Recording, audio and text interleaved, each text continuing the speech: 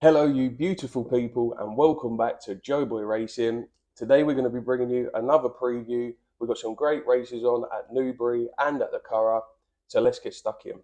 Before we cover the racing, I just want to give a massive shout out to Pegasus Race Ratings, who give me a really nice mention on his Patreon page and saw my subscribers go up quite considerably. So I just wanted to say big thank you for that. And thank you for all of the members of his community that jumped on board to my channel. Welcome. It's nice to have you here. So we'll be starting off previewing Newbury. At 2:57, we have the Hackwood Stakes, a Group 3 over 6 furlongs. You've got leading claims at the head of the market here. Regional is a short price, I think 2-1 fav. And you've got Elite Status as well, who won this last year. I'm worried a little bit about Kinda Blue as well. I've opposed him twice so far on his first 2 runs, but I'm pretty sure he will be coming good eventually. But not confident enough to back him. So I put up Ferris as well in my Newcastle preview. I think he's a good horse, but I'd be a lot more confident on him if he was on all weather rather than turf.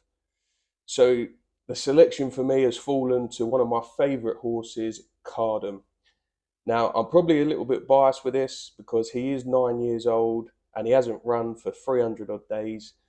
But he's probably one of my biggest ever wins at Royal Ascot a couple of years ago at silly odds. And then he duly obliged at Royal Ascot again the year after when I was there in person. And I just love the horse, a proper wily old veteran. It's not just bias, he has got probably, the best form in the race as well. You can get 18-1 about him at time of recording with 4 places, I believe. And yeah, because I love him, because of those reasons, I will be backing him each way. Not a massive stake, just a nice small each way play because I think at 18-1, there's good value in him there. And like I mentioned in my July Cup vlog day, there is vulnerability in this sprinting group at the minute. So I wouldn't be opposed to backing one at a bit of a price. So for me, in the Hackwood Stakes, the selection is Cardham. Moving on to the 3:30 at Newbury, the Super Sprint Stakes. It's a Class 2 5 furlong sprint. I like both of the horses at the head of the market here. You have Havana Hurricane, who I put up in my Ascot preview and who duly obliged at 12-1, was a really nice winner for us at Royal Ascot. Got a great ride from Charles Bishop to be delivered late on and looked very impressive for that. But he was 12-1 on that day, so there was a lot more value in the price. And for me, 11-10 is a little bit too skinny to want to get stuck into him again. I think he's got a great chance, probably will go and win. But like I said, the vulnerabilities at this sort of sprinting division, I don't want to get stuck into one at 11-10. Also, on my previous July course vlog, the one before the July Cup vlog, I was there mainly to go and see a filly called Anthelia. Won me some money at 25-1 the time before at Sandown. I really like the chances.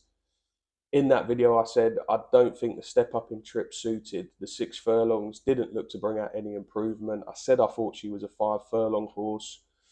And because I've still got a bit of money left in her, and from that 25-1 win, I will be giving her a second chance back down to 5 furlongs. I think that will suit her. I think there's 4 places available as well. 5-1, I think that's a good bit of value. Has won in listed company before.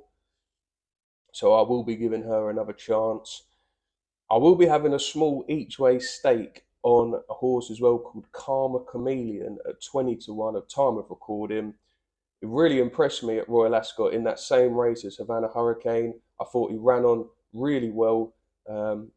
Obviously, come 5th, so it doesn't look that flattering. But like I said before in previous videos, they're always finishing a heap on the line. And he wasn't actually that far away. And I think at 20-1, that represents real good value.